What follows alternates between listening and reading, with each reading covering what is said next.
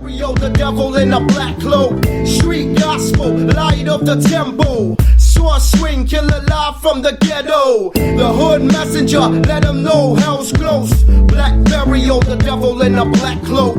Yo, what is up? Welcome to the Street Gospel Podcast. I'm your host, Dave One, and this is episode number, yo Cam, what episode is this? 59. If you caught the last episode, episode 58, we had my boy Sean Head from Almani. Crazy story. Good story. I mean, one of the only white boys growing up in Almani back in the 90s, early 2000s. Sean's a good dude. That podcast did really well, right, Cam? I mean, that one was, it's kind of strange because you try to figure out the whole algorithm of Instagram and YouTube and you think like, oh man, Sean doesn't have a huge following. He's not even on Instagram. He just has a Facebook, but the story exploded. A lot of people started sending it to other people. So it did really well. So shout out to Sean Head. Good dude. If you haven't checked out episode 58, please check it out. But today we got a guest, man, and I'm pretty excited. I found this guy through a product that I bought online. Picked up this product. So, it was kind of like a chance meeting. So I had to hit him up and, he came through. So I always like to play a little bit of, music when I introduce my guest. This guy is a husband, a father. He is an Army Ranger. He's an ex-hood dude. I mean, he's from the neighborhood. So everybody knows that we like to have people from the neighborhood. It just happens. Or they used to be from the neighborhood. But I'm very happy. He's a veteran, served his country well. And I'm really happy to have this guy. So I'm going to welcome to the Street Gospel Podcast, Mr. Angel Cortes. What's up, man? What's up, man? Thank you for having me here, man. And you, dude, you have a cool room. I want something like this in my house. Yeah. I got a three-bedroom apartment, and I have an empty room. It's basically just random martial arts gear, right? T-shirts, and I think I got a wheelchair in there. And I want this. This is exactly what I told my wife. I'm like, I want to put, because I have a bunch of art that's in my living room or my garage. Yeah. And this is cool, man. So a lot of this art was throughout the house, and there was one day where the wife said enough. So it was everywhere, and I was like, man, I don't think it's gonna. This was my office before we made it into the podcast room. Yeah. And so I was like, it's not gonna fit, and she's like, we'll make it fit. And so we ended up making it fit. There's a couple pieces that I are kind of hidden and behind the door and locked up in the closet there, but for the most part, I got to put it out. So it was cool. But yeah, it was just an office, man. And then when we decided to do the podcast, we were just like, let's just turn it into the podcast room. So it's kind of / office podcast room. And, yeah, during the week when we're not filming, it's kind of everybody's little come in here and study or read or, work on a project or whatever. So smart. Yeah, man. So we collect a lot of art from a lot of different artists and stuff, and a lot of friends in the art world. But so thanks for coming out, though, man. Appreciate it. No, thank you, man. I always like to meet new people. I always like to network and hopefully make new friends and connections and build the community out. Right. Since I got out of the military, I didn't realize how unique everything that I was doing or the story was until my friend Michael Dowd, he's a former Navy SEAL and my boss at Defense Strategist Group. He hates it when I call him my boss, which it makes me want to call him a boss more, right? Because he's like, dude, do I act like a boss? I'm like, nah, really. He's like, do I boss you guys? But it's out of respect, right? It's out of respect. Yeah. And he's like, dude, you got to talk about it more. And I was a first generation born, here in the United States and eventually became a gang member. But throughout my childhood, I skated, so I still skated when I was a gang member. Joined the Special Operations community, went to Iraq. I've been to Afghanistan a lot. Most of my fighting and combat was in Afghanistan. And then when I got out, I went to school to become a registered dietitian. I'm 2 classes away from earning my bachelor's in nutrition and dietetics. Dope. And then I started OG Pumpkin, and it was a necessity to keep funding these veteran events that I was having at my house. It was never just to make money or make a cool brand or anything like that, but it blew up to now where I make enough not just to fund the events, but I sponsor some UFC fighters. I sponsor some pro skaters. The people believe in the mission enough that I am almost at 600 people with a OG Pumpkin design tattooed on them. Dope. I've been on some pretty big podcasts. A bunch of the podcasts that I've been to, like some of them have been guests of Joe Rogan, and so like Andy Stumps, he's been on Rogan's podcast, I don't know, like 12 times by now. And it's helped me gain a following, you know, and continue my mission. And now I've been having a bigger role in my community because when I got out, I am still passionate about the veteran community. But when I got out, I was fresh, right? So my mind and my heart is in the military. Right. So, you know, now I'm visiting my family and friends that are still in Garden Grove, Santa Ana, and, you know, Whittier. And so I see the people. I see who I was when I was younger. And I wasn't just going to live my best life and ignore that and not do something about it. So, for example, last year, to speak to the youth, you know, I would dress up in multi-cams and go skate, because I still skate to this day. And I would go to East Los, San Diego, Santa Ana, and we gave away over $4,000 worth of skateboards. Nice. To kids. And as we were giving them away, I would tell them, like, hey, man, I'm from here, you know, or from a neighborhood like this. Right. You know, you can do other stuff. You can do, you know, A, B, and C. Last week I spoke to 150 kids that are part of this program. Saw that. Is that the one you posted on your page? Yeah. Yeah, they're just about to graduate this 5.5-month program. They're all former gang members. They've been, you know, affiliated with drugs or they were homeless or whatever, you know. So it took me a while to get to where I'm at, and one of the persons that really helped me is Bobby Tribal. Bobby Tribal is dope. Yeah. I met him, and one day he was like, "Hey, man, you ever think about running for office or something like that?" And I'm like, "Well, nah, man." Like, what? Like a friend, Paul Gomez was like, Paul Gomez, who had been at Hurley for a while and Nike. He was like, "Yo, I think you should meet Bobby Tribal." And Bobby was like, "Dude, I like what you got going on. I think the community needs something like this." And when he first asked me that, I was like, I just wasn't ready for it, or I couldn't see it.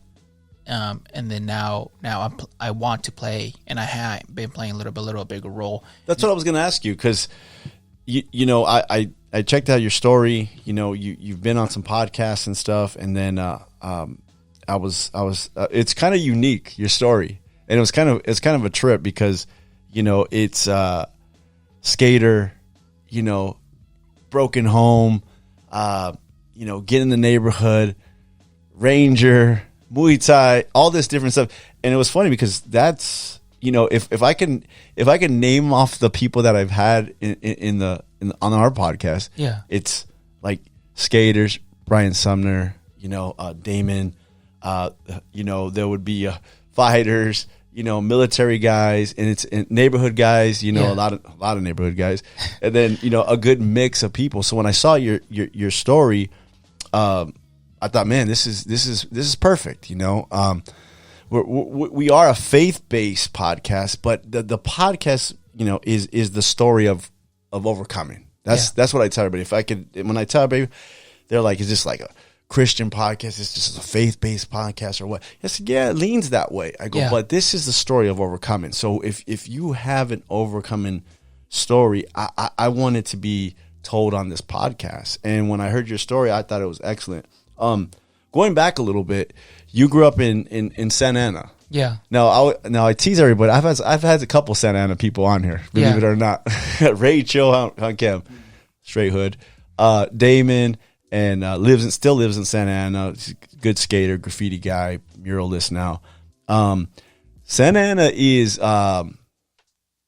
the toughest neighborhood in all of Orange County. I think. Yeah. Right. I think it's a rough neighborhood. I work in Santa Ana, so when I drive, you know, more west of the 55, Yeah. and start getting into like downtown and in those neighborhoods, it's a little rough right there, right? I think people think Orange County is Disneyland, Yep. the Big A, Yep. you know, Tustin, Newport Beach, and it is those things. But there is some tough areas in, you know, in Santa Ana, Anaheim, right? Definitely. Anaheim, Garden Grove, Stanton. Stanton, too.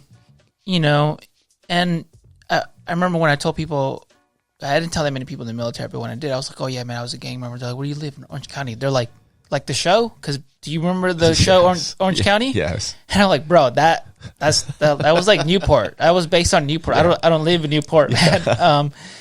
And so I say Santa Ana, but it's also Garden Grove because my parents were split, and we did that whole 2 weeks here, 2 weeks there, and this weekend, you know, and so when I was with my mom, there was less supervision, so that's where I would roam around. My dad knew better, and he would always take us to a relative's house, and I remember they would never let us leave, and then we would see all the gang members, you know. So like, I stayed away from it on the Santa Ana side, but once I would be in Garden Grove, borderline Anaheim, you know, then I started hanging around with the bad people, and then next thing you know, we're having beef with other gangs in Santa Ana and other gangs in another county, and then Well, were you attracted to it right away, or were you kind of just like pushed into it a little bit? I was pushed into it because one day they were trying to steal our skateboard, and I wanted to do something about it, but I couldn't because I'm like, well, I can't take this dude on by myself because he's got other homies, and then like half my skater crew wasn't going to do anything. That's just not who they were, man. They were good people, but they weren't fighters. Right. And that's when I had to make the decision if I was going to get picked on for the rest of my life or stand up for myself. I think that's where a lot of guys end up, right? Yeah. It's kind of like you grew up in the neighborhood, and you get punked, and in order not to get punked, Yeah. you joined. I mean, And you don't get punked every single time, but people need to understand that sooner or later in your life, that opportunity will come up, and you're gonna have to take it. So I knew that right away. Even though I was that young, I knew, like, I know they're not gonna punk me every day, but when they want to, they're gonna have that ability. And I had to ask myself, do I want that? Do I want to be that type of person? And I didn't want to. I mean, obviously, I didn't know the repercussions of not just was I going to have problems with that gang from the school, but then their friends and friends' friends, and then I think that's exactly what a story of a lot of dudes in the neighborhood probably have good hearts, you know, just want to skate, don't want no trouble, and they kind of get pushed. I've seen that a lot where the guys kind of get pushed into like, well, I need a little backup, or I need some support over here, or gangs are formed, or our crews are formed because it's, you know, our apartment building and there's like 6 of us that live here, our block, and there's X amount of guys here. Yeah. And quickly I rose, I guess, the ranks within the gang, and then I had my own little crew in the gang, and next thing you know, I just wanted to get back up. And obviously there's the testosterone because I'm a, you know, teenager, and then there's the anger from my upbringing of me not being, you know, happy with the situation, and then peer pressure. There's all that stuff, right? So next thing you know, I'm selling guns, I'm selling drugs, and, you know, getting shot at, you know, doing some shooting back, getting stabbed, and, you know, everything that I was doing, it was coming back. Did it happen fast? Yeah, real fast. Like I started hanging around in junior high, and then one day they're like, "Hey man, you've been hanging around for a while now," and then by that time I'd gotten some fights and backed up, you know, the gang. So they're like, "You want to get jumped in?" And I was like, "Yeah, might as well, right?" Yeah. And then I got jumped in, and then, but by then, you know, I already had my little crew, and then some of the older dudes were doing some stuff, and they went to jail. So then it kind of had to step up, and then we stepped up, and the next thing you know, we were doing the majority of all violent stuff that was coming from that gang. I was leading the charge. I never asked my dudes to do anything that they had never seen me done before, and none of them ever told me no, because they're like, well, I've seen him do this, that. What was did you think about your future? Yeah. Did you think about, like, I'm gonna end up dead, I'm gonna go to jail? You know, you seem like you were a smart dude even at a young age where you could kind of see a little bit ahead. I saw it, and it was hard to admit, but at the time, like when I'm selling, we had homies who would sell drugs, and they would buy cars, rims, jewelry. When I was doing that, I was taking my brother and my sister to the store and be like, yo, we're not wearing fucking hand-me-downs anymore. We're not going to sleep hungry. Let's eat. All the stuff that was denied to us growing up. Something as simple as Converse. Some people might hear this and be like, what's the big deal, Converse? Well, when you're poor and you're wearing old shoes that are hand-me-downs, just a pair of Converse in a community where, having certain brands and looking a certain way. Better than Payless. Yeah, better than Payless. And sometimes we couldn't even afford Payless, It was the Swami. And... you get made fun of and stuff like that. So it's like, we're going to eat now. We're going to dress, not even expensive. It wasn't Gucci. It was like, for us, that was expensive. Vans and Converse were expensive.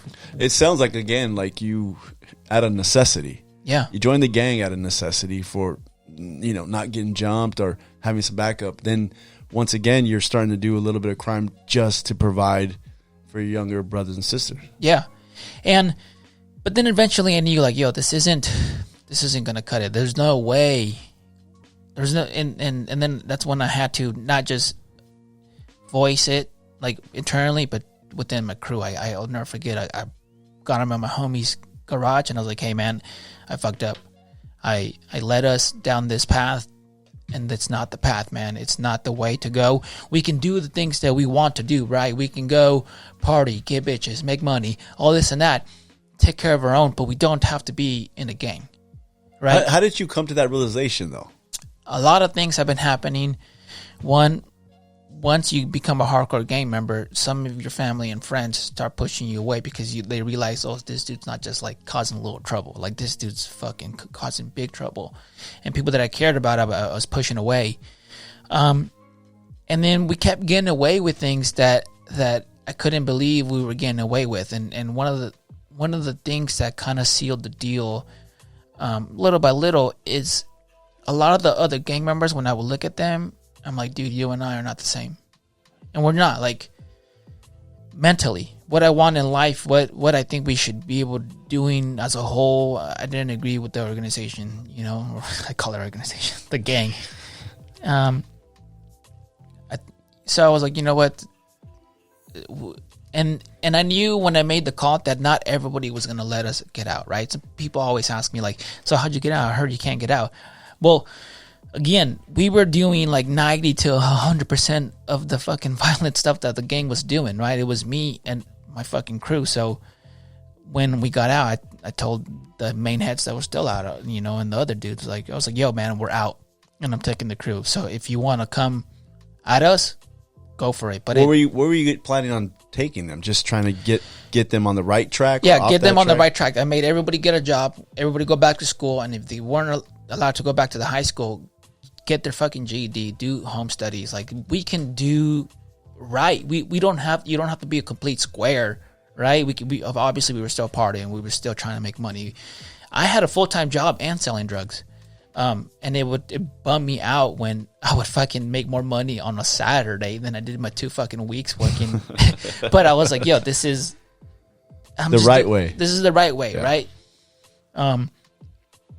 And then when we got out, some people let us be. They kind of saw it. They're like, yo, man, we see what you're doing, dude. We'll let you be. But some weren't. And that's when it was the most violent time, because I told everybody, we're not going to fight people that don't want to let us be, man. We're not going to do this fist fighting back and forth. It's fucking all or nothing. And that's what we did. And there was an instance where it's funny how some people want to be gangsters and fuck the law and fuck this and that, but then when it comes to their benefit, they go to the law, right? Sure. It's like the streets, like, there's no rules, but there's some rules. But then some people don't follow any rules. Some stuff happened, and they decided to go to the cops. And one day I was waiting for the payback. I had my bulletproof vest. We were strapped up and waiting for the payback, and then it never came. And then one day SWAT raided 5 of our houses, and I realized that it never came because they told on us. Wow. But throughout the years, I always believe if you're gonna do something dumb, be smart about it, right? So when they raided our houses and they were looking for certain things, they found some stuff. Like I remember I had just gotten paid, so I put my paycheck money, I cashed it, and because I didn't have a bank account, I cashed it and I put it right next to a big bag of weed that we had just read up on. So when they raided, they're like, "Oh, drug money, weed," and I was like, "No, actually, this is all just weed that we bought. This is my paycheck." And they fucking took it all. They took guns, they took ammo, but they didn't find what they were looking for. So at that point, it's just the word of, some gang members to us. Right. And that's when I was like, I'm joining the military. I always wanted to join the military. And so I was a year away. And then when I went to go see the recruiter, they were like, "Oh, dude, actually, you don't have to be 18. You could be 17. And I was like, "Oh, fuck, well, sign me up." So the appeal was you always like soldiers? You I always liked the military? Always. Like, there's a birthday cake where, as a 10-year-old, there was toy soldiers on my cake that my grandparents got me because I always talked about being a soldier. I always And wanted nobody to be in a your soldier. family soldiers? Nobody. That's a trip, man. Yeah. You just decided as a young kid, Yeah. like this is what I want to do. Yeah, because I grew up watching war movies and stuff like that, and I looked up to them because I wanted to be like those individuals, right? Because in a lot of ways, I was not strong at the time. I didn't see myself as I didn't have a community like they did, right? They weren't brave. I didn't see myself as being that brave. So I wanted all that. And it took me a while to realize what that was. And obviously, of course, guns, bazookas, and all that, tanks, so that's cool. Seems cool. Yeah. Seems cool. So there's always, yes, of course, there's that appeal, but there was always a deeper meaning. That's a trip that you decided to join the military. I have a short story on that because you probably heard of this because back in the day, especially with my father-in-law, he was in the Army, went to Vietnam. My dad went to the Army, but my father-in-law was from Watts. My dad was from Florence. They're rivals, right? That just happened like that. And then they didn't know each other at the time. Later on, they met. But my dad, even my Nino, he went to, and they were all neighborhood guys. But at that time, you would go to the military to try to straighten your life out a little bit. It didn't always work out that way. I mean, my dad went to the military my dad was from the neighborhood, but he was patriotic too. Yeah. He liked, this country, loved the country, wanted to shoot guns, loved guns. But he went and, partied, went when he was 17, and then he stood, in the military for a few years and then got out. But he used to tell me, you would go in those days to try to straighten your life out. Sometimes it would work, and sometimes you'd come back a little bit more worldly, like you would more experience because nobody's watching you anymore. No, you're traveling the world, different things. So, but it's a trip because it was back in the day. If you were in trouble, they would say, "Okay, you can go to jail or you can go to the military. What do you want to do?" Yeah, and there was a lot of that because some of the dudes I went to basic training, a lot of them. It just happened to be that in that platoon, in that basic training company, right? You go to a company, and then within that platoon, I was in second platoon. It was like they put all the hood dudes there, like from New York, from Miami, from Arkansas, even the white boys. That's when I learned, oh shit, there's a lot of white boy gangs out here. I mean, in the country right now, here, like SoCal. Dudes from Northern California, and we all fought, but throughout the basic training and AIT, we fought. Then we're fucking crushed by the drill sergeants and do all these tasks, physically and mentally tough tasks. And next thing you know, by the end, we're all friends. And dudes who were in black gangs who were like, man, fuck these dudes, because they're Mexican. Next thing you know, you're exchanging information because you're on the same team now. You're on the same team. Not to mention, a lot of you are gonna end up in the same units. And they were always giving us our units and being like, yo, this unit deploys soon, and you're like, well, I'm about to go to war with this guy, and you quickly realize that stuff is not the world. Like SoCal is not the world. That beef or what you got going on is not it. Isn't that a trip? Man, so many times that subject's been brought up in this podcast where neighborhood guys think like it's just the world is just their neighborhood because they've never been outside of that. Yeah. And then when you finally got outside of your neighborhood, what was that like? First of all, it was culture shock, right? Because I go to my basic training AIT. I had never seen snow. It was during the winter, I'd never seen snow in person. So like all the dudes who kind of had money, who had gone to snow retreats or whatever the fuck, they were like, "You've never seen snow?" And they're like, I was like, "Dude, I've never seen that. This is cool." It was a culture shock, and then I describe it going to another, and then you go to another country, right? When you go to another country, it's like basically going to another planet. And going to another state is basically like going to another country. Like SoCal isn't Miami. Miami is not New York. New York is not, Wisconsin. But basically we're the same country. It's like, dude, each corner is basically, I mean, we're in the same country, but each corner is a country. That's how different the cultures are, right? So when people is in SoCal, they're in SoCal, they think all of the United States is like SoCal. No, it's not. No, it's not. Yeah. No. That's a trip.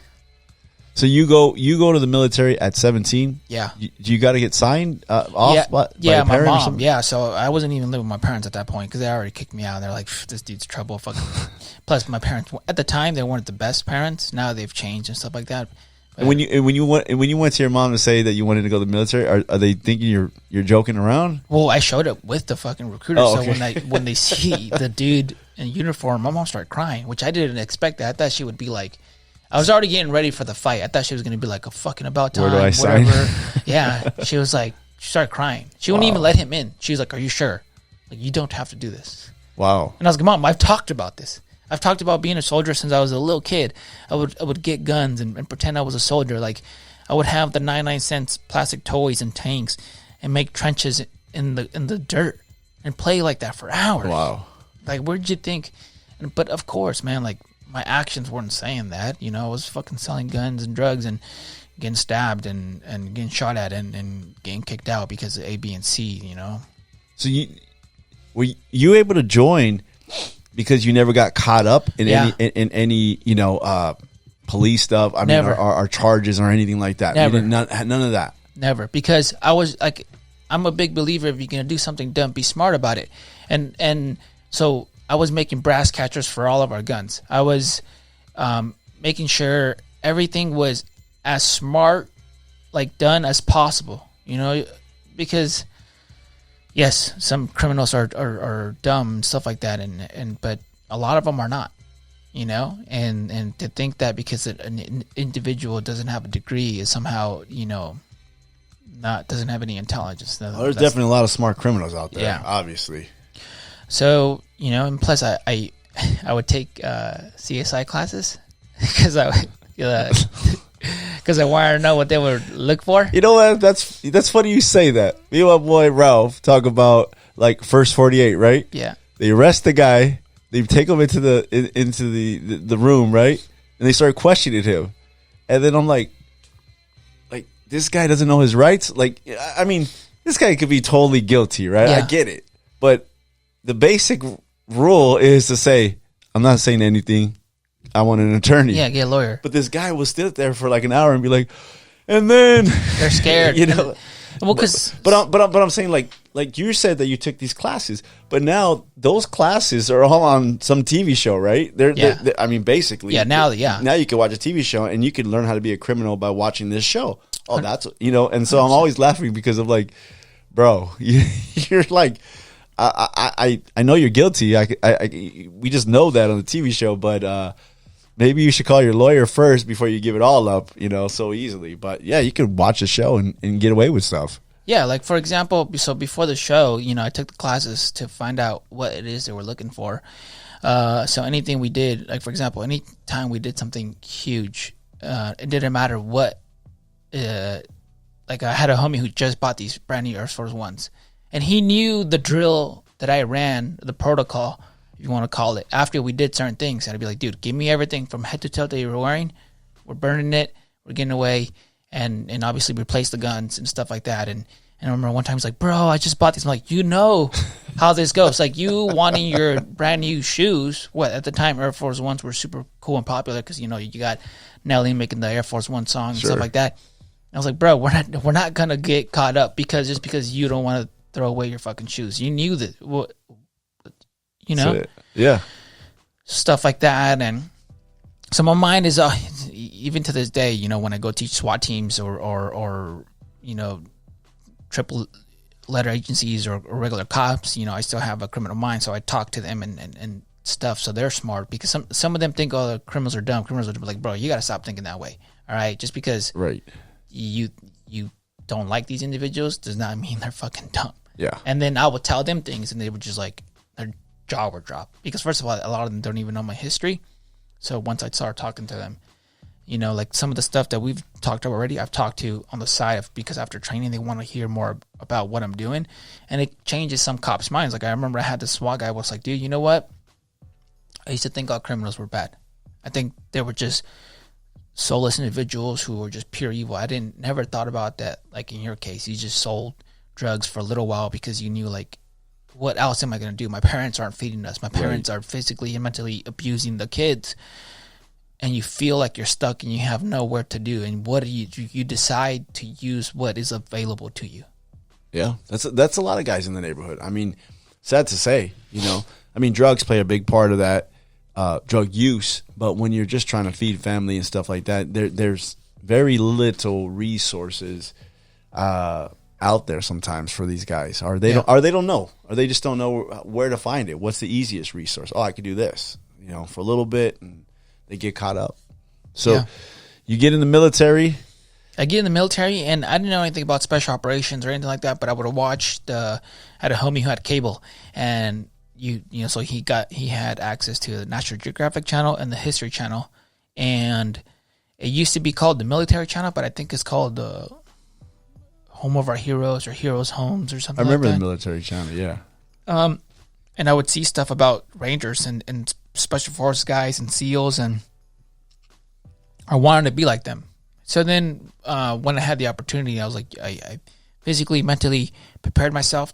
I dropped a packet. You're supposed to drop a packet in order to be accepted to the selection process. So you're just a regular soldier. But then you got to kind of drop a packet. Drop a packet, and then I went to selection to become. So like an application, basically. Yeah. Okay. All the paperwork. Basically, you have to do a full physical just so that you're like, okay, is he physically able? You have to have, you know, this signed, that signed, and then once you put your packet, they review it really quick, and you get accepted. And then, okay, now you have a slot and a date. So I went, and at that point, I had gained, you know, some knowledge, because you have to understand I was an uneducated kid. You know, in my house, no one really spoke English. No one had a degree. Nobody went to high school. Everybody was just working. You know, my parents were working since they were kids. They came over here, and they were teenagers still working, you know. So I'm learning about life. I'm learning about the world, you know, because I had he's half Japanese and half American, you know, and he was a sergeant, and he just took me under his wing, and his name's Hugo Vanderwall, and he was pouring information. Are you tripping out on all the stuff you're learning? Like the world is just opening up big now? Yeah, and a lot of the stuff I wasn't understanding. Like half of it I wasn't understanding because I didn't have no experience, no life experience. Like, you know, I got this guy who I would always tell him he's got like the wisdom of a 90-year-old Japanese guy, right? And he believed in me. And dude, I'm 5'5", right? So when you like right now, all the famous special operation guys out there, you know, like a lot of them been on Joe Rogan's podcast. It's Tim Kennedy and those Jocko, dudes. David Goggins, Andy Stumps, and they're all fucking huge dudes. Yeah. Right. So when I go, you know, I didn't know if I could do it or not, but then I have dudes who like basically look like Superman in my class, and you know they're dropping out. They're quitting. Did you see anybody that had become a Ranger and that looked like you? No. In your whole time? No. Wow. So I'm like, so you don't have you don't have nothing to point to, like, oh, he did it. I did meet later on and met this short. He was just like me, but he was a white dude, you know. So I'm like, yo, if he's got about my height, right? So if he can fucking do it, maybe I can. I just wanted to try. I didn't want to go through my life thinking what could be. I would rather just go for it and at least know that I tried. Right. Right. So next thing you know, I make it, and special operations community was exactly what I wanted in the military. Right. The caliber of individual and soldier was way higher. The training was way higher. You learn so much more. We have multi-million-dollar gym facilities with strength conditioning coaches.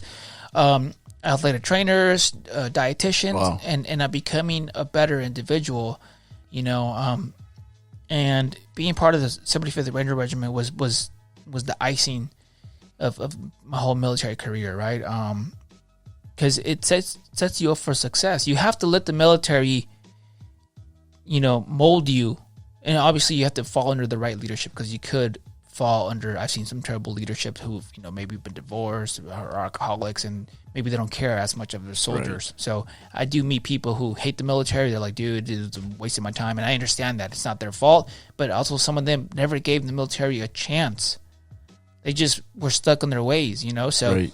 In the beginning, I was stuck in some of my ways, There's a saying. I think somebody said it. I think it was somebody here, but there's a saying that says you have to be, broken down in order to be built back up. How powerful is that in the military? It's so true, because that's how it was, man. They broke me down, and I was fighting it for a while, but then once I realized the process, I embraced it, and that's when I really started, learning and stuff like that. Before I was 21, I was a sergeant leading men in war, and that was only possible because I finally got over myself, started listening to the leadership who've had years of experience, and then to this day, I always attribute all my success to my leadership. I am just a collective of their leadership. It's nothing that I made up. It's not my philosophy or anything like that. It's just me listening to the right people. You think I think that's a problem overall with young men, right? They think they know it all, or they're prideful. Yeah.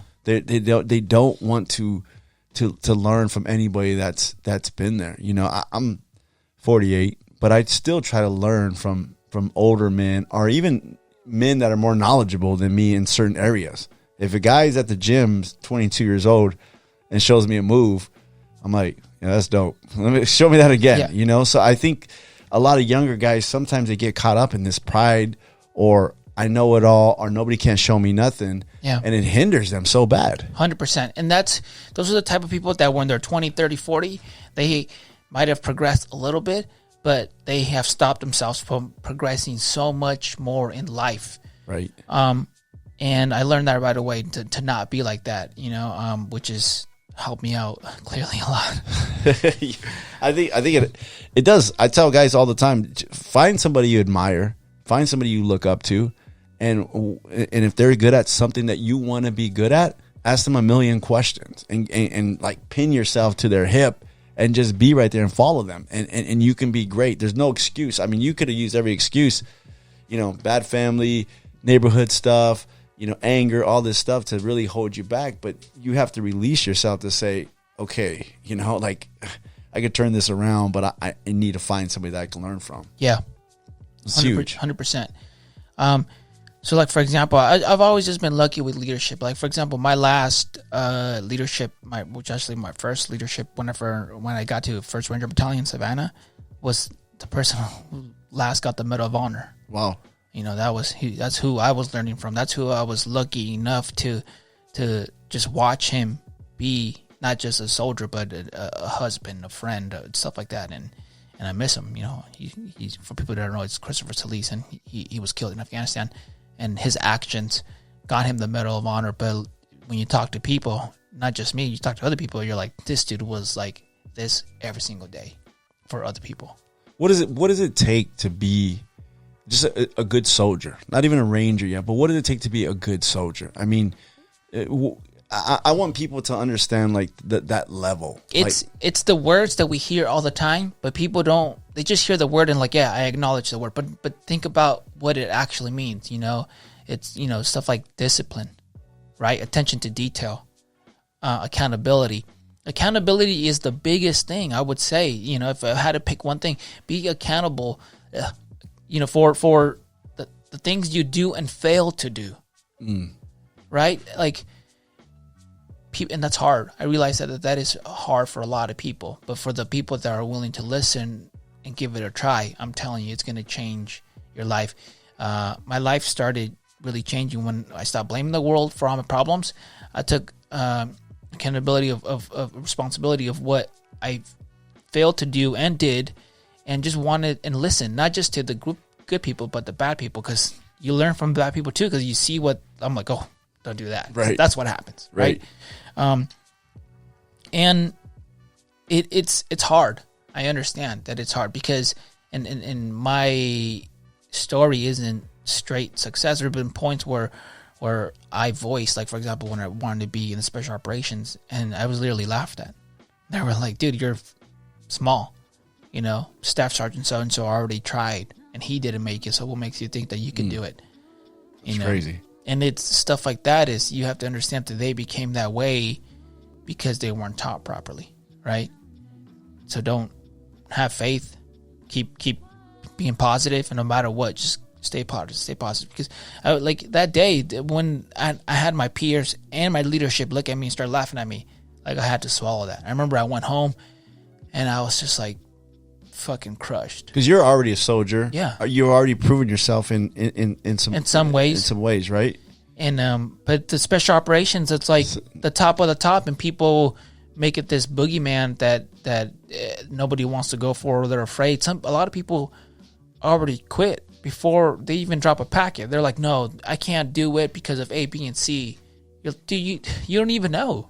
So you weren't afraid of failure? No. You were just like, I'm going to go for it. Yeah. And because I learned, I failed so much. People see all the success, right? Yeah. But on your Instagram, you win every day, bro. But nobody says the background. I failed so much. This is when I talk to kids and adults, and I tell them, and when I go on podcasts, as many as I can, and tell them everything, so they hear like, yo, dude, like, because this is my problem is some people have this, they portray this image that it's cool. And they're tough 24/7. Bro, cool, that's you. But that was not me. And then I tell them, and people hear the story, and they're like, I can relate more to that. I think people relate more to the struggle. Yeah. You know, and I think in this day and age with the gram and social media and people trying to become popular, it's very easy just to show the highlights of your life. Yeah. And this is how I'm living. But in reality, the people gravitate to the true story and the background and the struggle and go, hey, that's me. I always say that, like it's not, the highlights are great. You know, you did it. The overcoming is great, but it's within the struggle that people really start to relate and say, yeah, I can identify with that guy. Because now a lot of my focus is in the community, right? I want to, not to exclude anybody, but I come from a low income community, right? In that low-income community is mostly Hispanics. There's some blacks, some whites, some Asians, but mostly it's Hispanic. So I obviously have a connection to the Hispanic community than I do blacks and Asians. Because I'm not black, I'm not Asian. I don't know what it is to be a black person. I don't know what it is to be an Asian person. I know what it is to be a poor Mexican. So I want to level up the community and tell them, like, hey, man, we can do more than what you can think of, right? Right. I've talked to a lot of people and helped them join the special operations community, and my story relates to, because so many of them that have been told time after time have been of a very successful, tall, white guy, but the United States isn't that. I've had Asians, right, blacks. I have a problem with that. With even in the movies, right? Yeah, in the military movies, it's they might have one Mexican guy, and he's like maybe in the chopper, right? Yeah. Or something, small little row, and I always see, like, you know my father-in-law that served are different guys, and you hear these stories of these Mexican Americans that are like on the front line, like they've won medals and different things, but I think when you like Hollywood, even like with I love Saving Private Ryan, but there was a lot of Mexicans that fought in World War II. Yeah. And they could have represented, and that because they represented well in that whole battalion, right? There was the Parzo and this white guy and the guy from New York. And I was like, it would have been great just to have one Mexican guy, because there's a lot of guys that served in World War II. People don't know that. I actually just posted the other day, the last person who went to World War II for Mexico died. And I posted it up. Wow, I didn't see that. And Mexico sent people, but also, just like me, first generation Mexicans fought. Yeah. Right? And they're not represented as well, right? And I think we don't.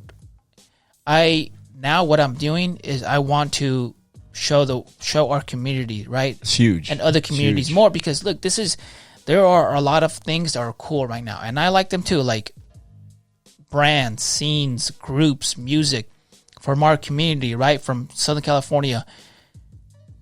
But it's cool for now. I'm trying to level us up as a whole, Right. and there needs to be more of that. And I think, and some people will take this as an attack, but it is not an attack. It is a challenge to do more than what I'm doing.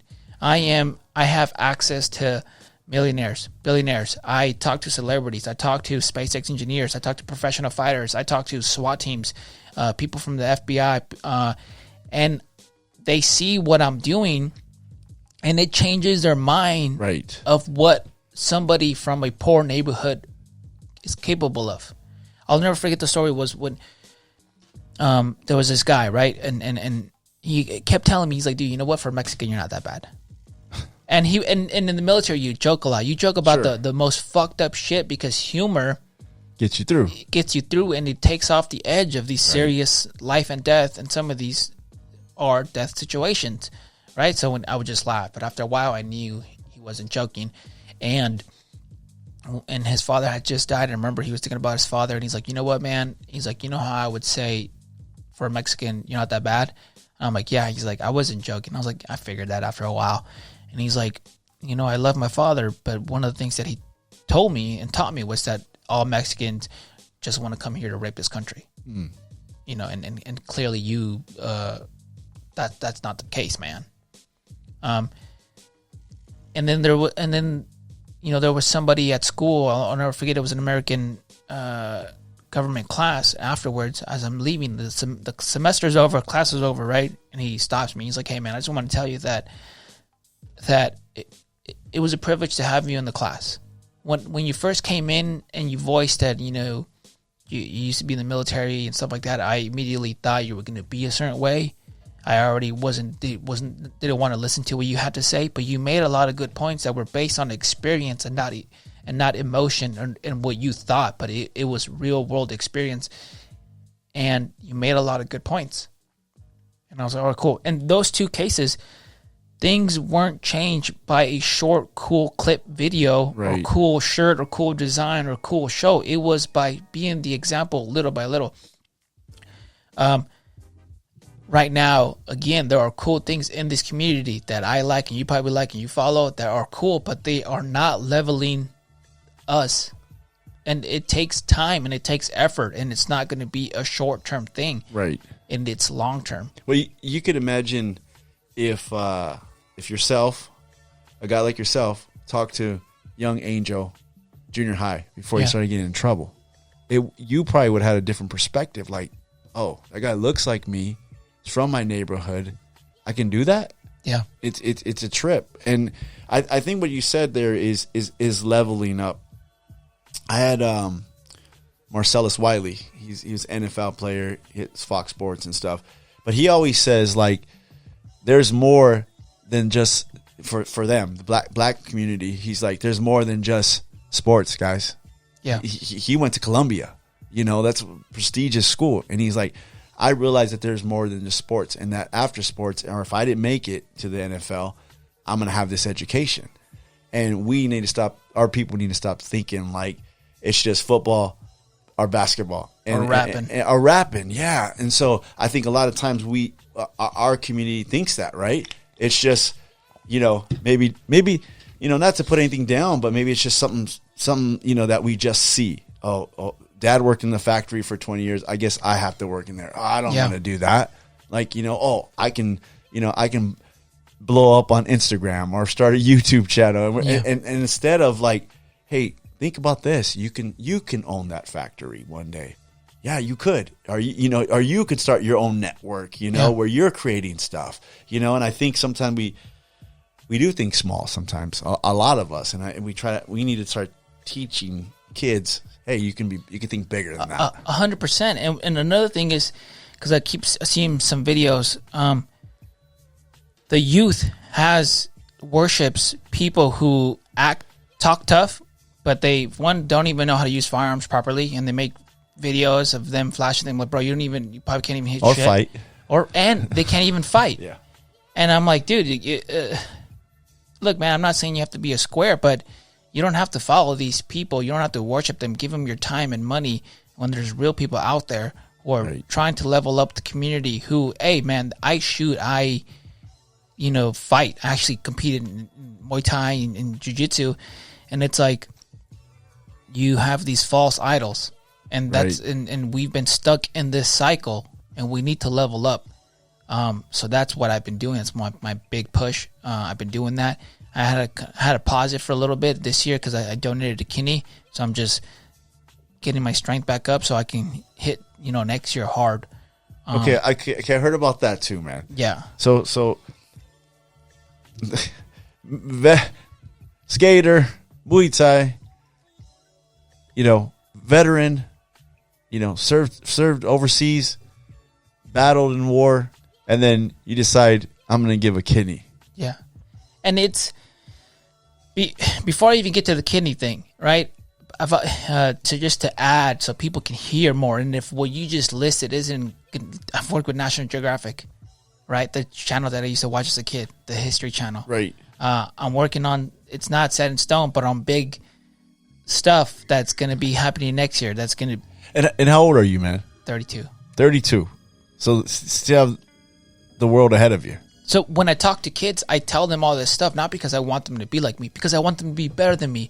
I want the 18, 17-year-old, or maybe they're 24, whatever, that by the time they're 32, they surpassed me. And look how short that time was. You joined the military at 17, done with the gang life, 15 years. Yeah. Your life totally changed.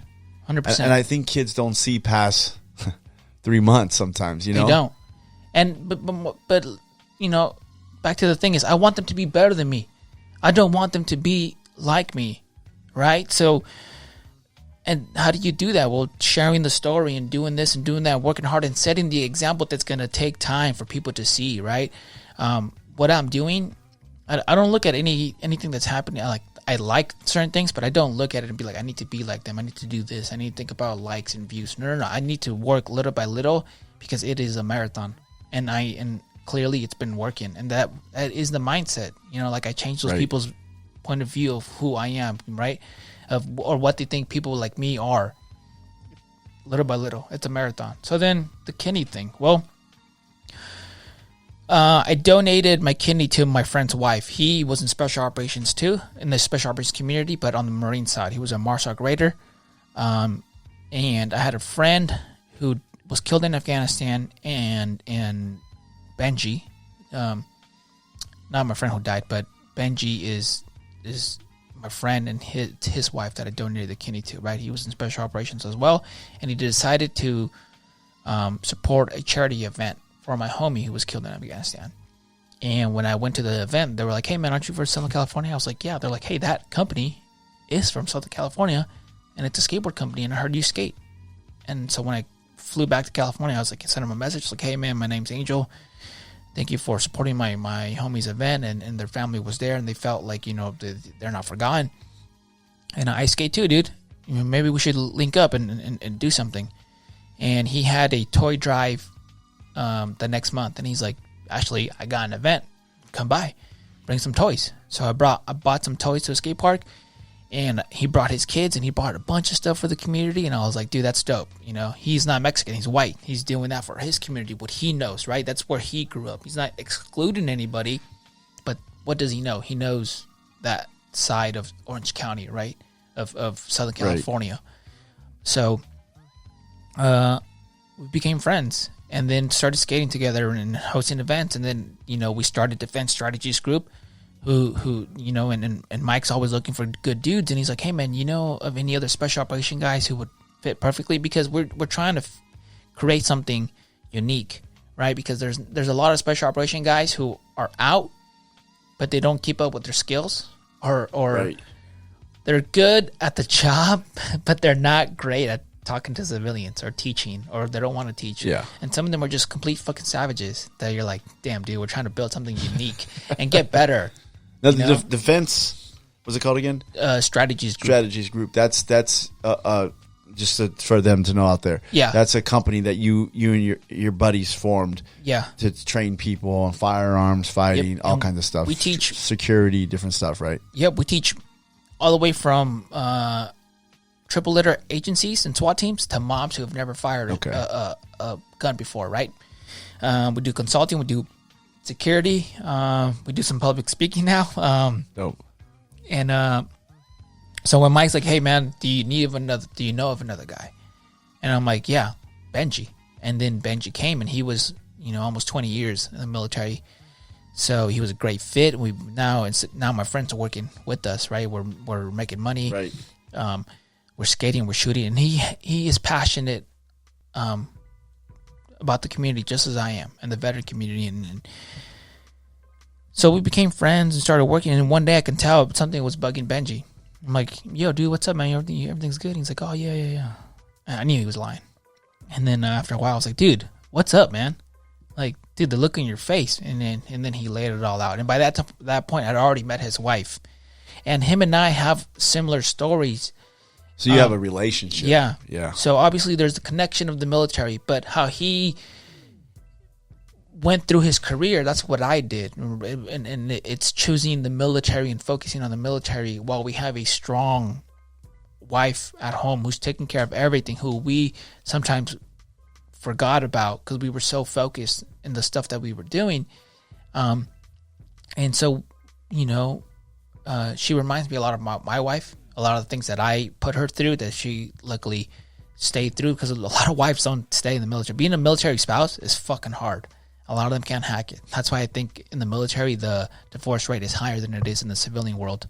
And so when he told me, "Yeah, dude, she's got stage 5 kidney failure. She's only 32. And I was like, "Fuck, dude, like what can we do? What can I do? What is it?" Like, he's like, "I've tried to see if I can give her a kidney and I can't." I'm like, "We're not even the same blood type. She's O positive." I'm like, "Bro, I'm O positive. Like, bro, wow. I'll give her one. I got 2. And he thought I was fucking around. And then after a while, he was like, "Oh yeah, dude, you're serious?" So like, yeah. So 8 months of going back and forth to UCLA to get tested, because they test me for everything, like any exam that you can think of. I've had and rehad, because you take this exam, retake it because something might be off. Right. We gotta make sure.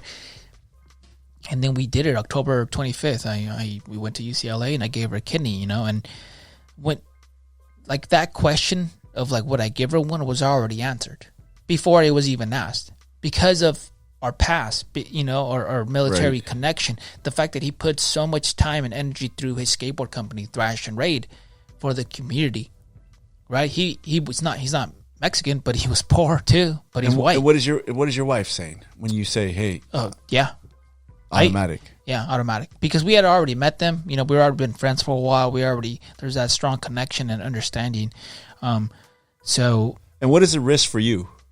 I'm sure the doctor had to say, "Hey, there's some risk here." Yeah, obviously, the biggest risk is if something bad happens and you can die. That's it. There's something gets cut that doesn't, and then it becomes a bigger issue to stop the bleeding. And do you have anything, after the, now, like going forward, that you have to do, or is it any changes in your lifestyle? Or yeah, like that? so like, there's a lot of stuff that they've talked about. Like, it takes a while for the body to adjust, right? Like, it can take 6 months to a year for you to like feel yourself, and after a while, I remember thinking, like, what does that even mean? Feel like myself? And then now I get it. There's because the body doesn't know what's going on, right? It doesn't know that you gave up a kidney. It just knows it's not in balance, right? Right. So it needs fixing things. So I remember for a while things were messed up, like my mood, my eating habits, my sleeping habits, and just how I thought about life, obviously, because you're recovering, to the point where like my wife was like bathing me because I couldn't shower. Wow. Putting my clothes on, tying my shoes on, because I couldn't even do that. But now I'm fine. I'm here. And how's Benji's wife? Amazing. Yeah. Amazing. Like, the doctor was like, "Dude, you gave her a good kidney, like the best I've ever seen." Like, as soon as they connected it, one of the biggest things that that it lets them know that it's going all right is that she produces urine, right? And they were like, she was producing urine so fast, the fastest I've ever seen it. Her blood work is so great. Her last visit, the doctor said, your blood work is so good that if it weren't for your medication list, if another doctor saw your blood work, they wouldn't even know you were a transplant recipient. Wow. So it felt good, to do that, and I'm really proud of that, because she's a very special, kind individual. Benji is a special and kind individual, and I can't wait for him to go on podcast and start telling his story, because it's a story that needs to be heard as well, because a lot of these stories that are out there are great, but it focuses on the great uniqueness of things, and most individuals don't have that, right? Right. So, yeah, man, that's kind of where I'm at right now. That's a trip, man. I know, because when I first hit you up, you're like, I can't go because I'm donating a kidney tomorrow. Yeah. I think it was like tomorrow you told me. Yeah. And I was like, oh, my bad. Because I felt bad. I was, because I think you had messaged me before, and I was like, yeah, that's dope. And then you messaged me again, and I was like, dude, I can't. Because, you're literally like, we're like, I'm going tomorrow or something like that. Yeah. And I was like, oh, my good luck, bro. I was like, yeah, maybe I won't have this guy after all.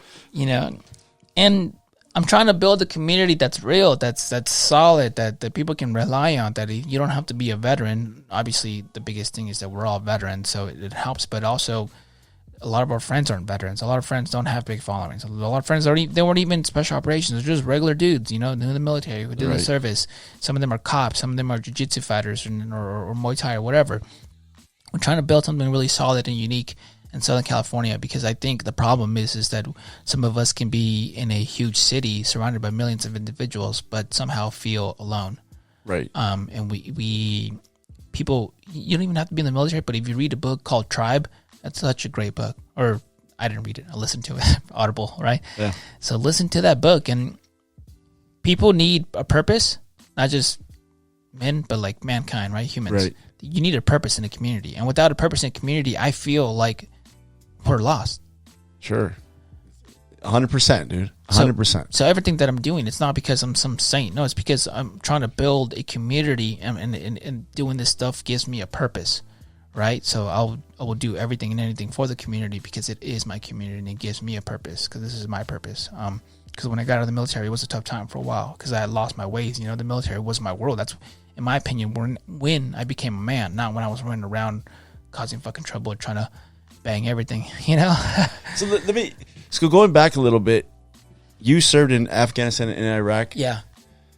What can you explain a little bit of? I don't think that obviously I don't know, but I've heard stories. The connection that's made when men fight. Yeah. I mean, a lot, and are in life and death situations together. It's for life. That's why some people who get out, a lot of veterans kill themselves or have these trouble, because they don't have the connection no more. They don't have the connection. Even the dude who I may have not liked in my company, who I thought was probably a shitbag, he is fucking far better than beyond than a lot of these people I've run into out here in the civilian world, right? But when you go to war, it creates something. Like I saw my friend, not that long ago, but I had not seen him in years. And if you saw us hanging around that day, you're like, oh, these dudes hang out every day. I'm like, no, bro, I haven't seen him in like 8 years. All right? Like, he's on the opposite end of this country. I don't always go to Oklahoma, And you would never fucking see that. There's people that I can call to this day. If I need something, they'll just give it to me. And just like Benji's fucking wife needed a kidney. And I'm like, dude, yeah, boom, here you go. It's that type of love, that type of bond.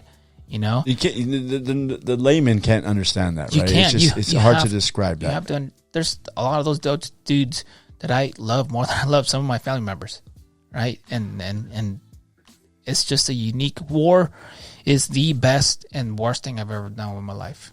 I've never been more depressed, down, happy, excited, proud, felt loved in my entire life. War is a big ball of emotions, and it's a horrible thing, but a lot of beautiful things come out of it.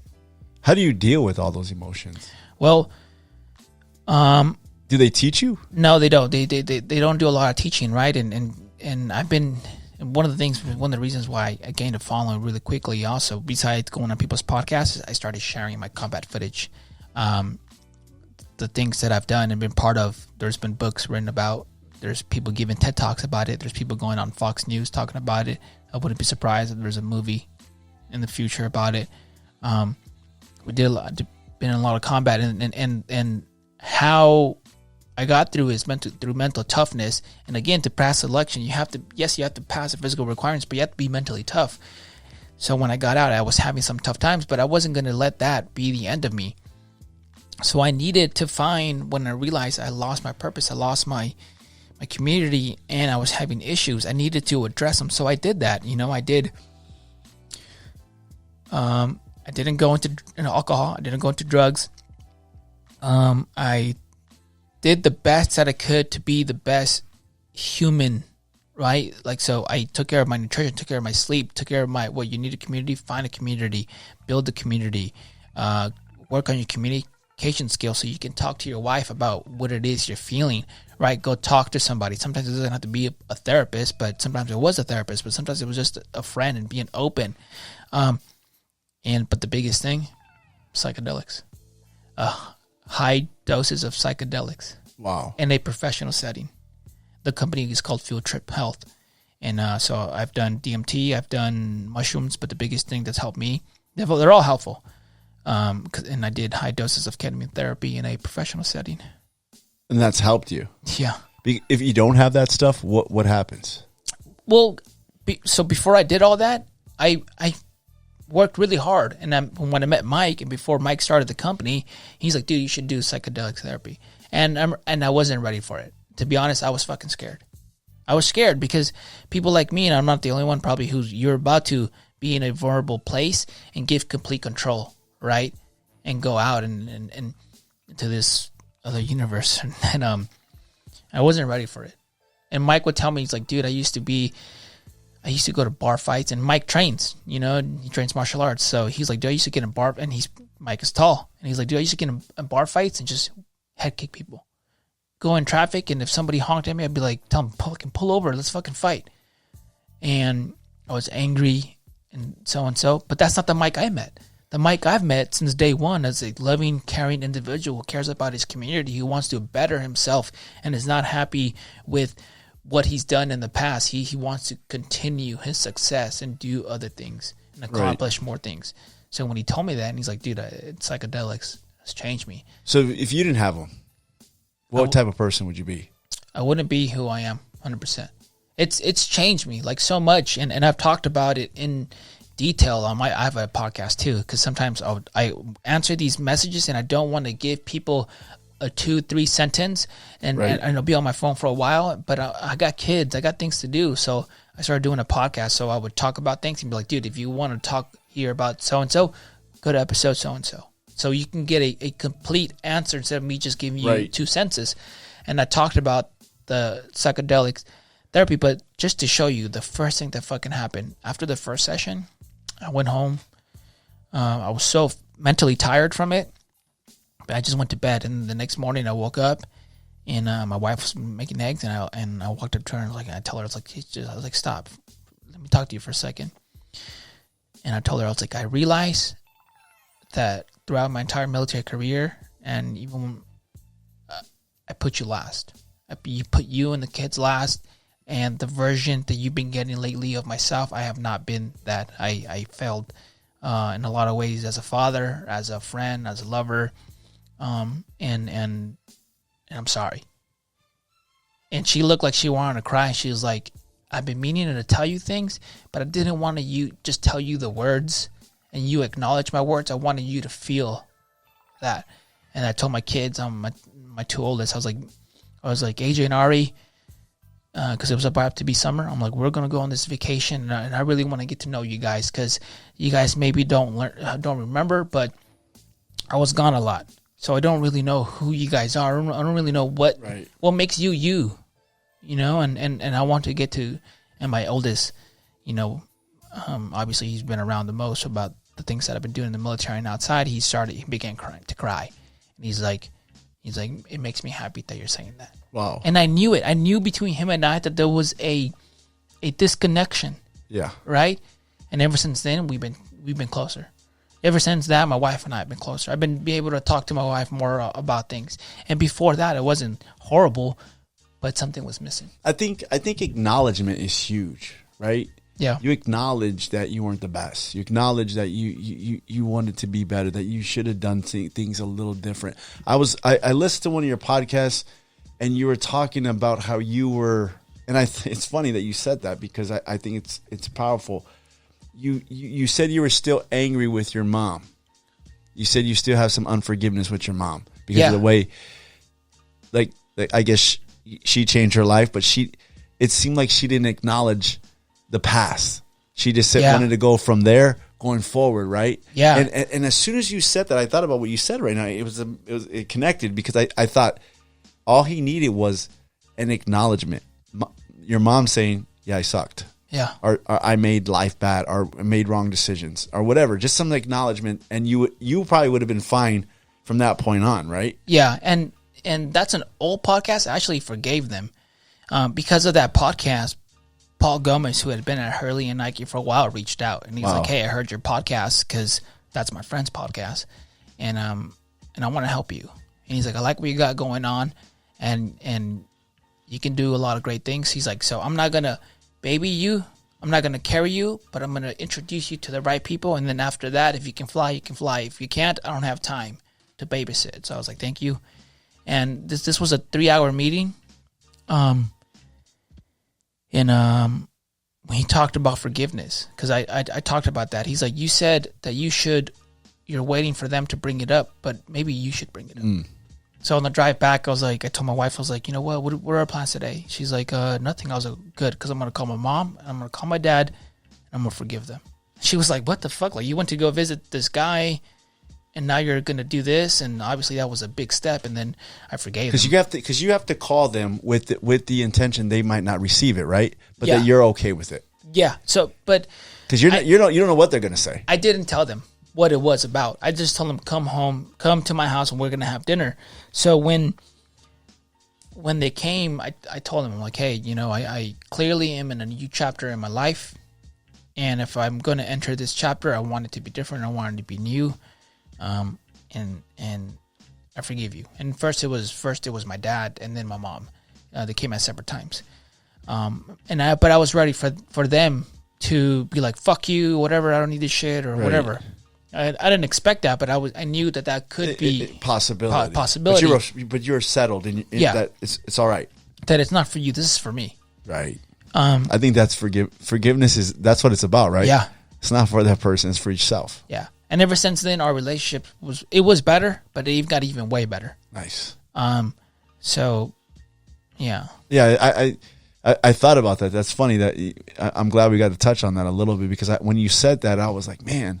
All he needed was an acknowledgement, but look where you went. It got fixed. Yeah, I think that's huge, man.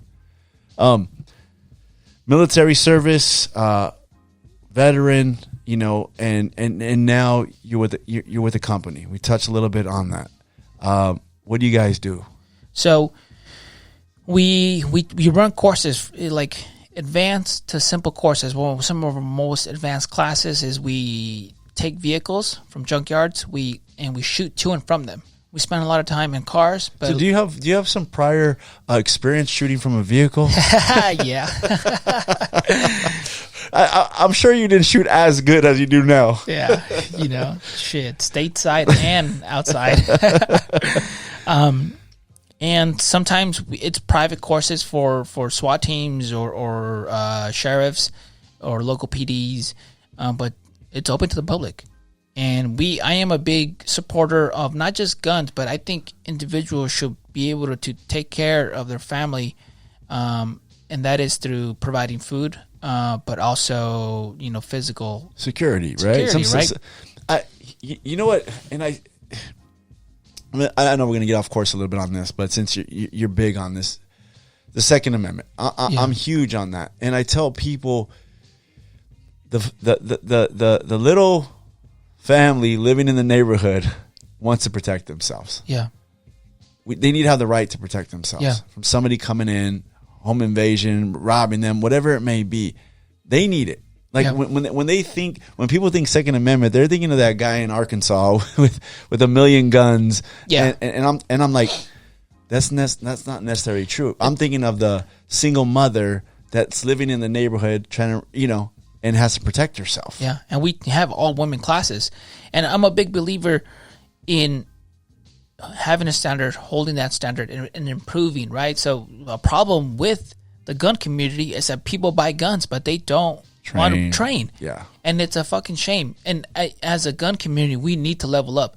agree. Having the best gear and firearms is a small part of being a prepared individual ready to protect himself and their loved ones. Right. You need to take care of your nutrition, your sleep. We have some in all of our courses at the end. We always have a physical element, and so many people are just out of shape and so on. And it's helped some people. Like there was this one guy who went to our class, and the stress course fucking killed him. And then he came to the next course, and he was like 30 pounds lighter. And he's like, dude, I remember how I felt. How exhausted I was, how I thought in a serious situation, I wasn't going to be able to handle myself as well as I thought I was going to. Because now you put me through some stress, right? I wasn't just shooting, standing still, no problem, and no one bugging me, right, and taking my time. And because we want to level up the gun community as well. But also not just guns. You gotta, you're more likely to be in a physical altercation than a gunfight. And right. a lot of people don't train martial arts. And I think if you had to pick one thing, I would say jiu-jitsu. Go train jiu-jitsu. You'd be surprised. One, it's going to help you physically, mentally, and if any reason something happens, you'll be ready for it. Right. I agree. I tell the people that all the time. When parents come talk to me, my son signing up for Taekwondo, and I'm like, oh, that's cool. I don't want to. I don't want to shoot him down right away. This is karate, and I'm like, great. And they go, but I know a guy that's black belt Taekwondo and a purple belt in jiu-jitsu, and he'll tell you, I wasted a lot of time in Taekwondo. I should have been training jiu-jitsu. Other martial arts are cool, but I just think jiu-jitsu is a little bit different. Like I boxed, and trained Muay Thai and fought for 6 years before I started jiu-jitsu. Wow. And it's better. It's better as in you'll never know like all the people on the mat. They can be cops, they can be doctors, they can be gangsters. They can be whatever, and it builds a solid community. Right. But what I like it the most is that it prepares kids as well, and for all ages. Yeah, I think Cam was in jiu-jitsu with me for a long time. I think that was the best thing for him. It turned him into somebody else. I mean, he's a chill kid, a chill man now, I should say. He's a chill man now, but I mean, that was, to me, that was the best thing for him. Yeah. And I didn't have to do anything, right? I didn't have to like toughen him up or anything. Go on the mat. Jiu-jitsu would do it. The mat toughened him up. And as a father, of course, I want to teach everything to my kids, but sometimes the reality is they're going to learn something, even though you've been saying it for so long. They're not going to learn it from you. They're going to learn from somebody else. I remember when I put my kids in jiu-jitsu, and they understood more of the respect of don't talk when the coach is talking or when he's doing that. And I remember one time he said, "Oh, coach said." I'm like, I've been saying that for years. What do you? And then my wife's like, Do you care? Yeah, they don't listen to you anymore. They turn you off, dude. They're like, do you want them to know the thing, or do you care more that you're the one teaching them? I'm like, correct. I want them to learn that specific thing, right? And because I can't teach them everything, and it's gave them more discipline. It's it makes them good kids, right? So shit, if you got a knucklehead kid who's got a lot of energy and a little loose or whatever, or maybe you want them to toughen up, or maybe you want them to spend more time somewhere than playing video games all day long. Take them to jiu-jitsu. Yeah, I agree. I went to your company's website. Yeah. I saw the profiles. Yeah. Profiles are legit, right? Navy SEAL, Ranger. I mean, you're getting real world training. Yeah. Is there a lot of companies out there that look cool? Maybe they got some stars that go to their place, but the people that are training them are not real world guys that have been in combat in real life scenarios like that.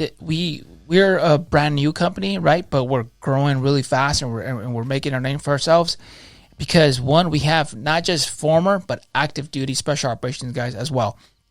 We are not just happy with the success we've had. We are continuously improving ourselves. A lot of us train jiu-jitsu, a lot of us compete, a lot of us go to other schools to improve our skills, right? Right. And there are a lot of companies I realize out there that they have a great social media person making their cool videos and this and that, but it's garbage.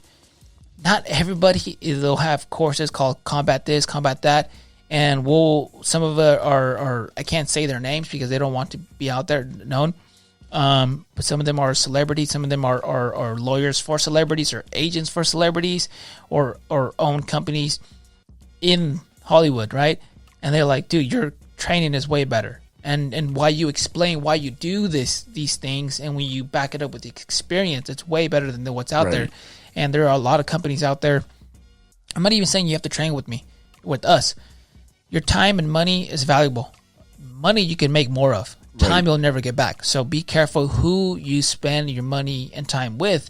There are a lot of big names out there that in reality is just a big name. They have no experience, and they're not gonna. They might help you shoot faster, but they're not gonna prepare you. But there are a lot of good companies out there. So we're not talking about like that guy from Detroit, something.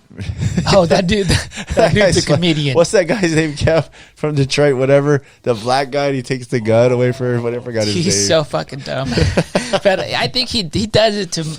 He does. Yeah. He gets everybody riled up. Then I seen him walk in the ring with one of the UFC fighters, and I was rolling, dude. I go, this guy's trolling everybody, like, and everybody would get so mad. And I'm like, he's trolling everybody, man. This guy, it's not real. But there's some dudes out there who are fucking trolling. They actually charge people for this stuff, and it's fucked up. It's dangerous. And it's dangerous. Right. And there's a lot of people that, like, for example, there's a dude who infiltrated the veteran community. He wasn't. I think he was only a reservist or something, but he lied about being in the special operations community. He shot well. He was tall. He had tattoos. He worked out. He looked the part. Right. And I won't say the company names, but big names were in talks of doing content, right? And for some of those companies, I was even in the conference call, right, to be part of. They dropped me and went with him. And when it turned out that he was a fake, because there's an organization called Guardians of the Beret or something like that call out dudes who weren't Green Berets, found him out, and I was like, dude. So everyone who had spent thousands of dollars to make his content with birds, shooting at birds, flying in little birds, right, and helicopters, and being all this cool stuff, had to take that shit down because he was a fake, because he played the part, because he did this and that, and people spent so much time, money on him, and he wasn't anything. He was a fucking fake. So that's the same thing with some of these people who run these gun communities. And again, it's not a hit on them, but it's a challenge. Be better than us. Right. There are dudes who just watch how they are. I'll see them shoot real fast and stuff like that, and I'm like, bro, you don't look like you can run 5 miles. And then muscles don't mean conditioning. There's dudes who are super fucking buff, and I'm like, bro, I know you don't even have the conditioning to do this. You're a fake, because people don't know any better. People see Arnold Schwarzenegger in all the Terminator movies or whatever, Commando and all this, and they think that is what that is not what an athlete individual with balance, conditioning, and strength can do. And they fool people and they give them their money. Yeah, I think it's super dangerous, man. I really do. You know, you give people a false sense of, what they can do. You know, you learn one or two little moves, or maybe you get your CCW and you can carry this gun and he's going to show you how to do this, and you think like, oh, I'm good. You know, and I always, I'm like, it's a little cringe sometimes, because you're like, I don't know, man. Just because, like you said, he shoots fast, but can he fight? Well, what if this happens? What do you do then? You know, I always try to give people scenarios like, it's not always like it's gonna be this easy. It's gonna think about the worst that could happen. You know. And we've had people who learn, these students, and they stay with us because they're like, oh shit, like I spent so much money training with all of these companies, and I learned more with you in one day than I did training with these people for months. Right. And we lead by example, right? We're not just like, yo, dude, go do this, go do that. No, we're doing it with them. We're learning and growing. We're telling them like, yo, man, we're also learning still and growing with you. Right. We're trying to build a community.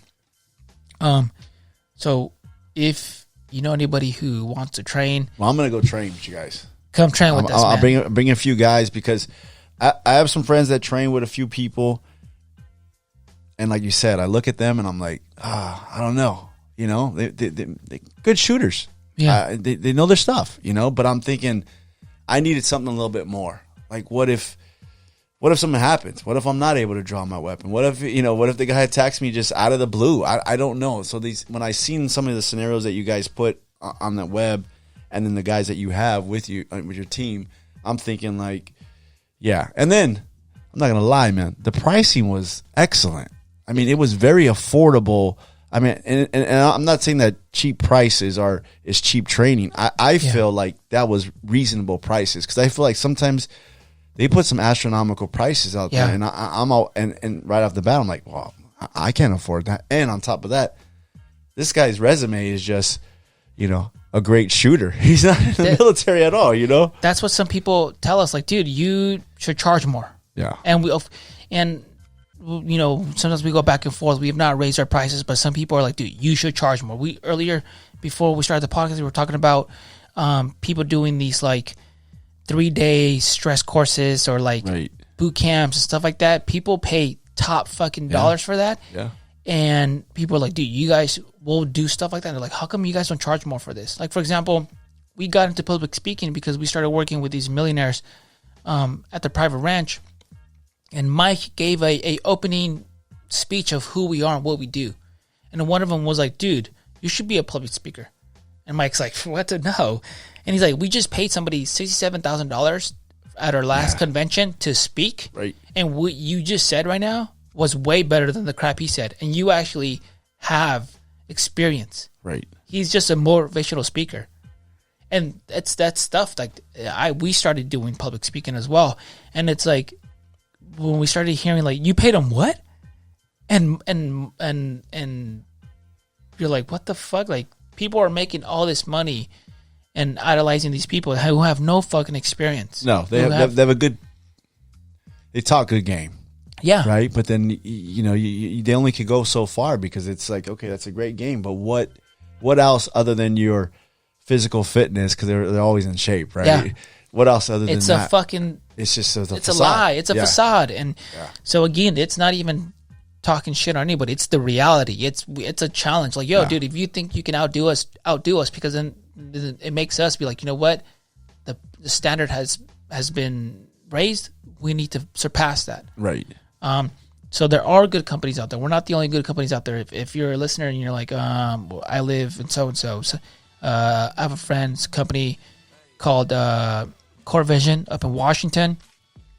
Fieldcraft is another good company. Just do your research. Yeah. And take your time. Because like I said, money you can make, time you won't get back. Right. I huge. I always tell everybody time. Yeah. You could get cheaper prices. You can whatever. But time that you spent with somebody or spent on something, you're never going to get back. And that's priceless. Yeah. Hey, man. I appreciate you coming out, bro. Oh, thank you for having me, man. I know you've been on a lot of podcasts. I know your story's out there a lot. I thought we mix it up a little bit and go like a different route a little bit on some of the things, because I heard you say everybody asks me the same questions all the time. And I was like, and excellent story. Like you said, I believe, it could be a movie. I mean, your life could be a movie. I think, and it's not finished yet, so we're going to have to wait a couple more years and see where you go. But I think definitely where you came from, heritage, the not blaming your background and letting that be the narrative for the rest of your life. Yeah. But also fueled you to get through Ranger School and to continue, bachelor's, everything, man. Kidney. I mean, I hate you guys that come into my podcast because you're like these Renaissance guys that I'm just like, so many things these dudes do. Skate. You know, I never could skate, man. I sucked. So, but I appreciate you coming out, man. You know, me and Camel do one other thing real quick, and it's what we call the Furious Five. Okay. So we asked 5 furious questions for you. I play a little bit of I'm gonna have to have you back out one of these days too, man. Maybe I'll go out and train, and then we can talk about that. Let's do it. You know what I mean? But do 5 furious questions here, man. Okay. So got my little list right here, man. Wrote it up today. Street Gospel Furious 5 with Angel Cortes. Question number 1. One great quality you must have to be successful. Just one. If you only could pick one. Accountability. Accountability. Yeah. Nice. Mine's is consistency. Okay. Being consistent, but accountability is right there all the time, bro. You got to be accountable to somebody. Me, God, my family, myself. Yeah. You know. But yeah, I love that, man. Question number 2 on the Street Gospel Furious 5. What is Angel Cortes afraid of? Oh. Failing. Yeah. Wow. And I failed a lot, but so I don't want to fail as a father. So I try to be the best father. Fail as a father. Yeah. You know what? Let me ask you this. How does a guy that didn't really have a father in his home become a good father? You know what? I remember when I first had my first kid, I remember thinking, if I choose the complete opposite of what my dad did, I should be an okay dad. Okay. And then obviously learning from all this leadership, you know, if mentoring me and I started mentoring the little human being I had and treating him as a human being, not as a kid, talking to him as an adult. A lot of the stuff he wasn't understanding, but I was telling him day after day, year after year, and now he's 10, and these things that I was telling him, he knows what I'm talking about. I love that about you, man, because a lot of people use the excuse, I didn't have a father, or I didn't have a good home, or to create the narrative for the rest of their life, and I think you've changed that around. Question number 3 on the Street Gospel Furious 5. Favorite music to listen to? Oh, dude, trap music. Trap music. Like, dang. Like, nothing pumps me up more. Get up out my trap house. Than some banger of a beat with fucking talking about guns, drugs, killing, whatever, while I'm on my way to go deliver food for the elderly. To go deliver a kidney. It just pumps me up, dude. You know, even at the gym and stuff like that, or you know, like I'm not gonna get pumped up to country music. That's funny, you know? man. I'm not gonna say what I listen to at the gym because I am a Christian man, but it's not Christian music. I'll say right now. Sorry, Pastor Adam. But I'll tell my wife, like you know, she'll be in the car with me, and I'm like, yo, it's lyrics about like millions. I don't got millions. Talking about bitches. I don't got bitches. Like, I'm a wife. You know, I don't pop bottles. I'm in bed by 8 because, you know, I got things to do in the morning. Right. Just living your life through some trap music, man. Yeah. That's funny. Question number 4. If you can go back and tell young Angel something, what would you tell him? As corny as it sounds, you can be whatever you want if you just work hard. And no matter what happens, keep going. It's good. Last question on Street Gospel Furious 5. One thing you'd like to accomplish in this life before you leave? Be a dancer. I can't dance. Wait, bro, a dancer. People like, oh, you do this and this and that. What do you not do? I was like, dude, I don't know how to dance. So it bumps me out. Like, I went to a wedding. Does your wife dance though? Yeah, she does. She's a good dancer? Yeah. Okay, that's and, like me. And it bums me out, dude, because I go to weddings and she dances, you know, cumbia, salsa, hip hop, whatever it is. Dope. And I can't give her that. You know, she dances really well for me. Take a class, bro. And that's one of my goals for this coming up year. Okay. I'm an okay dancer. My wife's an excellent dancer, bro. I'm not even an okay dancer. Okay, I do the homeboy dance, side to side, 2-step. I get a little bit of rhythm going sometimes, especially when my thing is too short. Blow the whistle. Yeah. That gets me on the dance floor every time, bro, right? So my wife likes to dance. Luckily, went to shout out to my company Christmas party this past weekend. There was a lot of white people there. So, bro, I had rhythm. Yeah. I went back and my boy, he didn't go. My boy Luke didn't go. He's a white boy. I said, bro, thank God you didn't go because your people, you can't dance.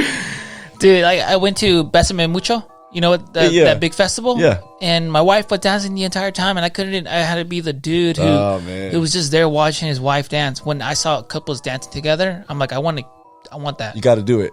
Because if you don't dance with your wife, somebody else will. Yeah, it's fucking not on my watch. Maybe not your wife, right? So I'm gonna take classes. I'm gonna do it on my own, and I'm gonna make that effort. My wife wants to take some classes, and do like some, some couple dancing. And I at first I was like, nah, but you know what? I like to dance with her. I like that she has a good time dancing out there. I like to see her happy, whatever makes her happy. And I told her, let's do it. Sign us up. I'll go. We'll have some fun. So that's dope, man. I like that. The Ranger dancing. You're gonna change your name from Ranger Cortes, Dancer Cortes. Yeah. Hey, man, I appreciate you coming out, bro. Definitely was a good time, man. And it's great meeting you, man. You seem like a cool dude, man. Dude, let's train, and then we'll do this again. I'm down. We'll get on the mats, too. Yeah. We'll do it. I can't wait to get on the mats. Yeah. I know. What do you got, in like another couple months, or? No, about 3 weeks before I can start really working out. Okay. But before I roll, man, probably like 2 months. Yeah. Like roll hard. Like Right. probably 2 months. Okay. We'll wait. I can wait. Yeah. All right, man. Anything you want to shout out before we get out of here? Yo, check out Thrash and Raid skateboards. Well, now it's called Think and Raid or Think and Rebel. Think and Rebel skateboards and OG Pumpkin. Yeah, OG Pumpkin. Your My company. Your brand. Your My company. brand. Yeah. We have so many designs out there from famous artists to non-famous artists who are really great and amazing. You'll be surprised who some of our artists are, and where the designs have been. And check them out. We have a variety. Dope. Yeah, maybe we can connect on that too, man. I know a lot of artists, and it'd be great. So, Ranger Cortes on YouTube. Yes. All over the place. What's your Instagram? Angel G Cortes 175. Nice. Appreciate you coming out, bro. Thank you. That'll conclude this episode of the Street Gospel Podcast. We'll catch you all next time. Peace.